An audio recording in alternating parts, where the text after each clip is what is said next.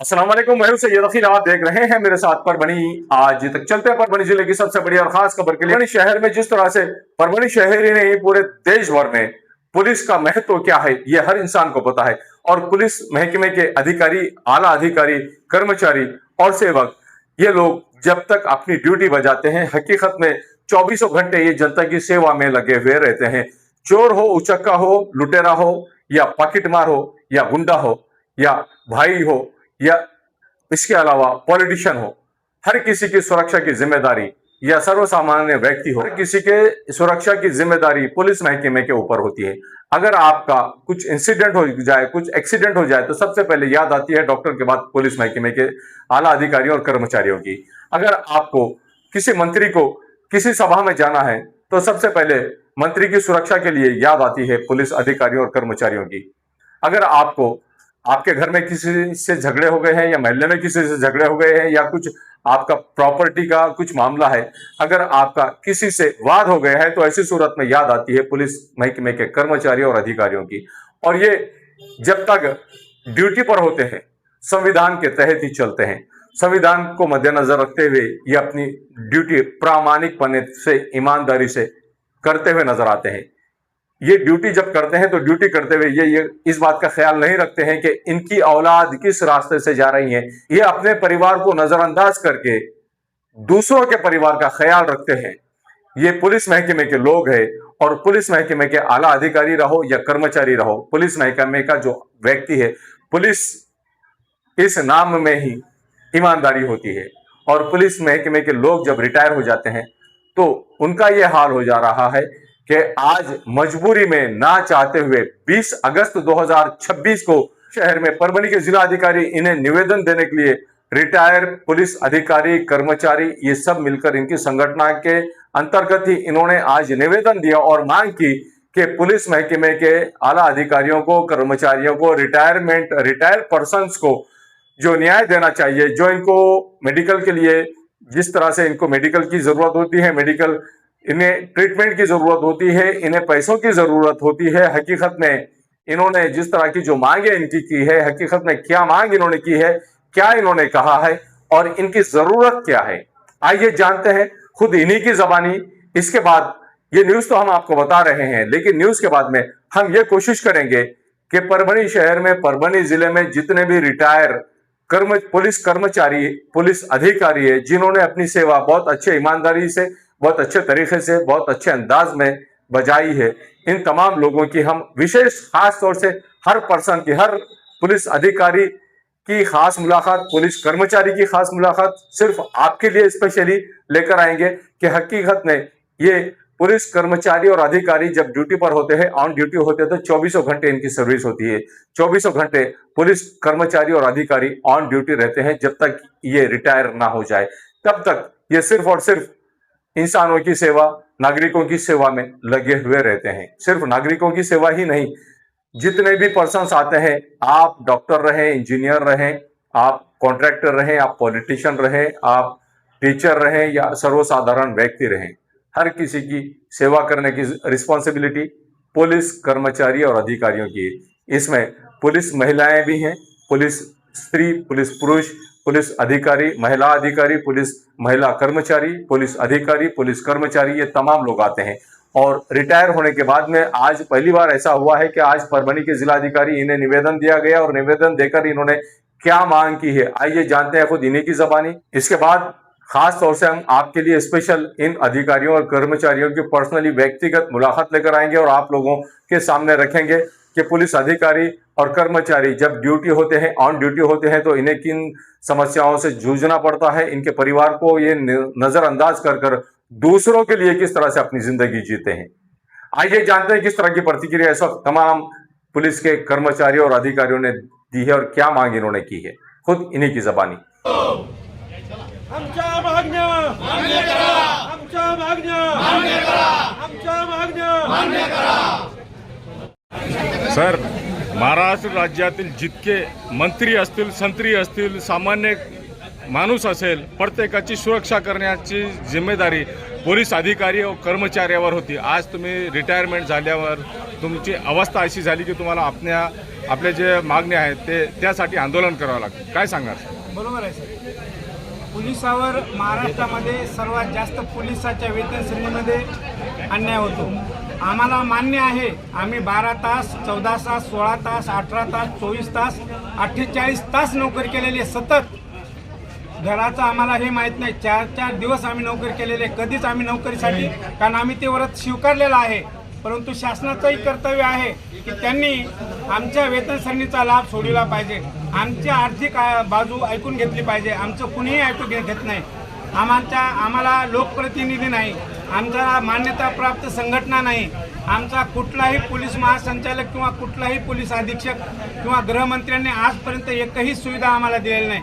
मान्य आमचे दिवंगत गोपीनाथरावजी मुंडे साहेब यांनी आम्हाला 100 रुपयाची वाढ दिलेली आहे. 750 850 त्यांनी वेतन श्रेणी तेव्हा केली होती. परंतु त्याची अंमलबजावणी त्यांच्यानंतर जे 5वा वेतन किंवा 6वा वेतन आयोग लागला त्याच्यामध्ये पुन्हा जशाला तसे केलेलं आहे. आमच्या भरतीच्या वेळेस इतर लोकांना 1900 ग्रेड पे आणि आम्हाला 2000 ग्रेड पे. जेव्हा 12 वर्ष होतो तर त्यांना दुसरा वरिष्ठ वेतन श्रेणीचा लाभ डायरेक्ट 9000वर जातो आणि पोलिसाला फक्त 100 रुपये 24 वर्षानंतर वाढ मिळते. हे एवढा मोठा अन्याय पोलिसावर होतो. पोलिसांची बाजू कोणीही घेत नाही. वास्तविक पाहता कुणालाही जरासा काटाही टोचला तरी बी त्यांना पोलिसाची आठवण होते. प्रथम आई वडिलाचं नाव घेतात, परंतु नंतर जे काही शासकीय नियम आहेत त्याच्यासाठी पोलिसांचीच बाजू घेतली जाते सर्व. म्हणून आम्हाला सर्व कोणी असो, आम्हाला बोलणारा, चांगलं म्हणणारा असो की वाईट म्हणणारा असो, आम्हाला त्याचा घेणं देणं नसतं. आम्हाला आमच्या शासकीय नियमाची आम्हाला त्याची अंमलबजावणी करायची अशी आम्ही केलेली आहे. निवडणुकीच्या काळामध्ये आम्ही 4 दिवस एका ठिकाणी काढलेले आहेत. आमचे बंदोबस्त ज्यावेळेस दूर जातात त्यावेळेस आम्हाला घर नसतं. त्यानंतर आमच्या DG पोलीस अधीक्षकांनी आमच्यासाठी कार्यालयासाठी जागा दिलेल्या आहेत. जवळपास जिल्ह्यांना त्याची अंमलबजावणी केलेली आहे. फक्त परभणी जिल्ह्यामध्ये आजपर्यंत दिलेलं नाही. आमच्या पोलिसांना 5% आरक्षण नावाला दिलेलं आहे. त्याच्यातलं 3% आरक्षण अपंग लोकांना दिलेलं आहे. आमच्या लोकांना 2 ते 2.5% आरक्षण मिळत आहे. म्हणून आमची मागणी आहे की आमच्या पोलीस पाटलांना 10% आरक्षण मिळालं पाहिजे. सेवेतील पोलिसाप्रमाणे सेवानिवृत्त पोलिसांना आरोग्य सुविधा मिळते, जसं की शिक्षकांना आरोग्य सुविधा मिळते सेवानिवृत्तीनंतर. आम्हाला नाही. त्यांना 60,000 70,000 लोकांना वेतन श्रेणी मिळते, पेन्शन मिळतं. आमच्या लोकांना 25,000मध्ये. आमचे लोक एकतर 40 वर्ष नोकरून खंगन झालेले असतात. ते एवढे परेशान झालेले असतात की रिटायर झाल्या त्याच्या मागे बिमारी लागतात. ती आमची आरोग्य सुविधा शासनाने मान्य करावी एवढी आमची माफक विनंती आहे. आणि आम्हाला संघटनेची मान्यता सरकार देत नसेल तर आमच्या विभागवारनुसार शिक्षकाप्रमाणे लोकप्रतिनिधी द्यावे, 7 विभागावर 7 आमदार करावे विधान परिषदेची, एवढी आमची माफक मागणी आहे. आम्ही आजपर्यंत शासन निर्णयानुसारच आमची अंमलबजावणी करा एवढी सांगत आहोत. आम्ही कुठंही आमची नवीन मागणी केलेली नाही. शिक्षक आमदार सोडला तर सर्व नियमानुसारच आहे. एवढे बोलतो. धन्यवाद. जय हिंद. जी मानसिकता आहे यांना काय राबवून घ्या, फक्त पोलिसांना राबवून घ्या आणि त्यांच्या सुखसुविधेकडे बघू नका. ही जी मानसिकता आहे राजकीय नेत्यांची असो की आमच्या वरिष्ठ अधिकाऱ्यांची असो, ही मानसिकता बदलायला पाहिजे. पोलिसांना आरोग्य सेवेचा लाभ रिटायर नंतर म्हणजे सेवानिवृत्त झाल्यानंतर सुद्धा मिळायला पाहिजे. जसं की शिक्षकांना मिळतोय तसा पोलिसांना कुठलाच लाभ भेटत नाही. एक तर पगारामध्ये सुद्धा खूप तफावत आहे. प्रत्येक शासकीय कर्मचाऱ्याची पगार आणि पोलिसांची पगार यामध्ये आपण जर पाहिलं तर खूप मोठी तफावत आहे आणि ही तफावत दूर करायला पाहिजे. पोलिसांना सर्व लाभ भेटायला पाहिजेत आणि जे आता सध्याचे जे पोलीस कर्मचारी किंवा अधिकारी आहेत त्यांना जे निवासस्थान मिळते त्याची जे कार्पेट एरिया आहे तो कमी आहे आणि कोंबड्याच्या एखाद्या खुराड्याप्रमाणे कोंबले जातात. ते थोडंसं दुरुस्त होऊन आम्हाला व्यवस्थित घरं सुद्धा दिली पाहिजेत. या बाबतीत शासनानं सुद्धा विचार करावा, आमच्या वरिष्ठांनी सुद्धा विचार करावा आणि पोलिसाबद्दलची जी मानसिकता आहे ती बदलायला पाहिजे. नाही बदलली तर आम्ही सेवानिवृत्त अधिकारी कर्मचारी संघटना पुढं येऊन ती बदलायला भाग पाडू एवढं आपल्या माध्यमातून आम्ही आपल्या शासनाला आणि आमच्या वरिष्ठ अधिकाऱ्याला सांगू इच्छितो. आणि भरतीमध्ये जे 5% लाभ होता, आमच्या पाल्यांना भरती होण्यासाठी जे प्रमाण कमी आहे, तर आम्हाला 10% प्रमाणे लाभ देऊन उपकृत करावे ही शासनाला विनंती आहे, वरिष्ठांना विनंती आहे आणि आपल्या माध्यमातून हे आम्ही पुढे ठेवत आहोत. आपले सर्वांचे आभार. माझी राज्य शासनाला विनंती आहे की पोलीस खात्याशिवाय कोणताही राज्यकर्ता घराच्या बाहेर निघत नाही आणि आम्ही पोलीस खातं हे त्यांच्या लेकरा बाळाला सोडून 24 तास राज्य सरकारी अधिकाऱ्यांच्या गाडीला स्कॉटिंग पोलीस खात्याचाच बंदोबस्त असतो आणि आमच्या लेकराकडे आम्ही आजपर्यंत म्हणजे सेवानिवृत्त झालो तरीही आमचे लेकरं कितवीला आहेत हे सुद्धा आम्हाला माहिती नाही आणि सेवानिवृत्त झाल्यानंतर आमची जी सुविधा आरोग्याची होती ती सुद्धा काढून घेतलेली आहे आणि आम्ही 24 तास राबत असताना आम्ही आता खरी तर सुविधा आज पाहिजे ती आजची सुविधा त्यांनी राज्य सरकारने बंद केलेली आहे. याबद्दल आम्ही सेवा संघटनेकडून गपचूप बसणारे नाहीत. आता ही सुरुवात आहे. प्रत्येक जिल्ह्यामधून माननीय कलेक्टर साहेबांच्याकडे निवेदन दिलेले आहेत, धरणे आंदोलन केलेले आहेत. आम्ही आमच्या लेकरा बाळावर आजपर्यंत तुळशीपत्र सोडले होते, पण आता यापुढे आम्ही तुळशीपत्र काढून घेतले. आता तुळशीपत्र ठेवू ते फक्त राजकारणी लोकांवर आणि अधिकाऱ्यावर. इथून पुढे संघटना आमची मजबूतच झालेली आहे. आता मुंबईला आम्ही धरणे आंदोलन करणार आहोत. याच्या पुढे आम्ही सेवानिवृत्त संघटना गपचूप बसणारी नाही. आम्हाला कोणत्याही GRचा पोलीस खात्याला आतापर्यंत लाभ मिळू दिलेला नाही. आज आमच्या पगारी तुटपुंज्या आहेत, पोलीस खात्याच्या पगारी तुटपुंज्या आहेत. राज्य सरकारचा GR हा सर्व राज्य कर्मचाऱ्यांसाठी लागू असतो, पण आज तो GR पोलीस खात्याला वगळूनच GR काढलेले आहेत. त्यामुळे पोलीस खात्याच्या पगारी कमी आहेत. पोलीस खात्याला आता सध्या आरोग्याची गरज असताना आरोग्याची सुद्धा सुविधा ठेवलेली नाही. पोलीस खात्यात रिटायर झाले की काठी आणि ड्रेस काढून घेतात आणि भरती झाले की काठी हातात देतात. आज आम्हाला काठीची गरज आहे, आरोग्याची गरज आहे, तरी पण ह्या राज्यकर्त्यांना त्याचा जाग येत नाही. पोलीस खात्यातला कर्मचारी त्यांच्या घरी गेल्याशिवाय ते घराच्या बाहेर निघत नाहीत आणि पोलीस कर्मचारी असला तर गाडीत जाणार, सभेला जाणार, सभेचा बंदोबस्त पोलीसवालेच करणार, रात्रंदिवस राहणार. आणि आजपर्यंत पोलीस खात्याच्या साठी कोणत्याही अधिकाऱ्यानं GR प्रमाणे मागणी आहे काय आम्ही काही आम्हाला एक्स्ट्रा द्या असं पण आमचं मत नाही. GR प्रमाणे पोलीस खात्याला द्या एवढीच आमची मागणी आहे, रास्त मागणी आहे. फक्त GR वगळून आम्हाला पोलीस खात्याला वंचित ठेवलं, हा पोलीस खात्यासाठी दुर्दैवाची गोष्ट आहे. डॉक्टर साहेब, विधान परिषदेमध्ये तुमचे प्रश्न मांडण्यासाठी तुम्हाला वाटते का तुमचे कोणी आमदार असावे? आम्हाला विधान परिषदेमध्ये प्रश्न मांडण्यासाठी आमची संघटनेची मजबूती द्यावी, नसता आम्हाला शिक्षक वृंदासारखा आमचा पण आमदार 7 आमदार आमचे पण देण्यासाठी आम्हाला राज्य सरकारने परवानगी द्यावी. म्हणजे आमच्या राज्य शासनाचे जे GR आहेत त्या GRची कुठेतरी त्याची मागणी करून त्याची पूर्तता केल्या जाईल. यासाठी आम्हाला 7 आमदार द्यावे ही पण आमची कळकळीची विनंती आहे राज्य सरकारला. मैं हूं सैयद अखिल, आप देख रहे हैं मेरे साथ परभणी आज तक। पहली बार अगर आप हमारा चैनल देख रहे हैं तो सबसे पहले तो आप हमारे चैनल को सब्सक्राइब कर लीजिए। सब्सक्राइब करने के बाद बेल आइकन का बटन जरूर दबाएं। उसी के साथ आप हमारे चैनल को लाइक करें, शेयर करें और कमेंट करना ना भूलें।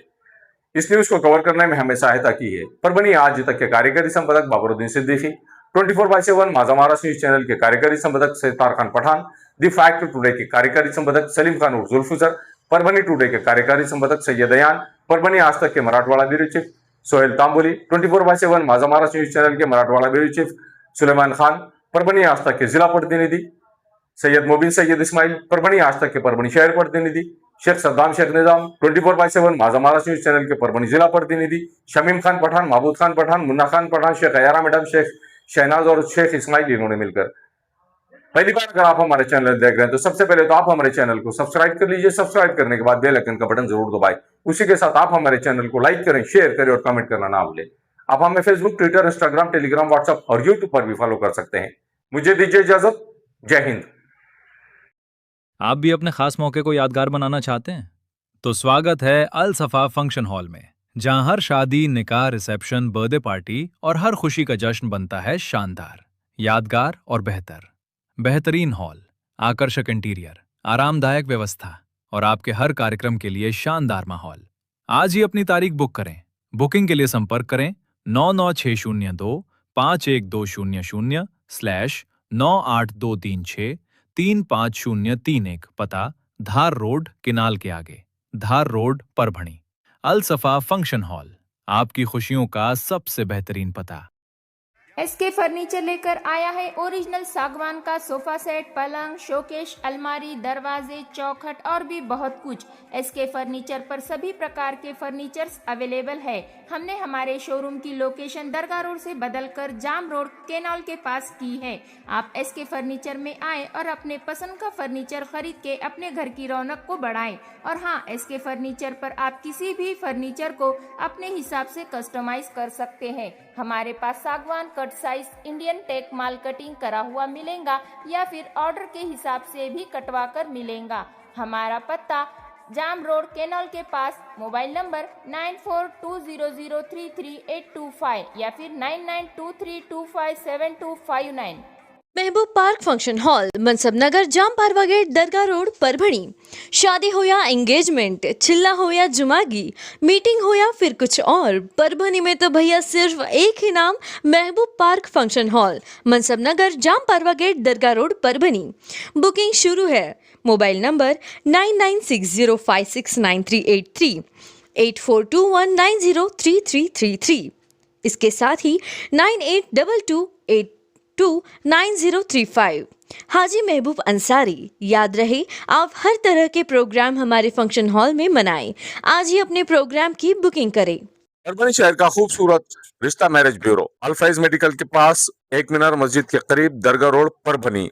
सैयद जावेद हाशमी साहब, जिनका मोबाइल नंबर 9860712367। उसी के साथ में रेहाना परवीन बाजी, मोबाइल नंबर 9970185683। इन लोगों से आप रिश्ते के ताल्लुक से मालूमात ले सकते हैं। अगर आप भी अपने लड़के के लिए लड़की देख रहे हैं या लड़की के लिए लड़का देख रहे हैं तो ऐसी सूरत में परभणी शहर के खूबसूरत रिश्ता मैरिज ब्यूरो से संपर्क करें। इनका मोबाइल नंबर दिया हुआ है। अगर doctors, engineers, lecturers, teachers, nurse, politicians जैसे आपको अगर रिश्तों की जरूरत है तो ऐसी सूरत में आप खूबसूरत रिश्ता मैरिज ब्यूरो के ऑफिस पर आकर कांटेक्ट कर सकते हैं।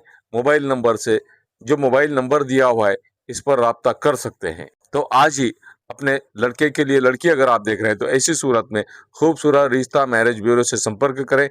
या लड़की के लिए लड़का अगर तलाश कर रहे हैं तो ऐसी सूरत में आपको टेंशन लेने की जरूरत नहीं, फिक्र करने की जरूरत नहीं। खूबसूरत रिश्ता मैरिज ब्यूरो से संपर्क करें। 700 से ज्यादा यहाँ पर लड़कों के बायोडाटा मौजूद हैं और 800 से ज्यादा लड़कियों के बायोडाटा, वेल क्वालिफाइड पढ़ी लिखी लड़कियों के बायोडाटा खूबसूरत रिश्ता मैरिज ब्यूरो के ऑफिस में मौजूद है। तो एक बार जरूर कॉल करें और इनसे संपर्क करें।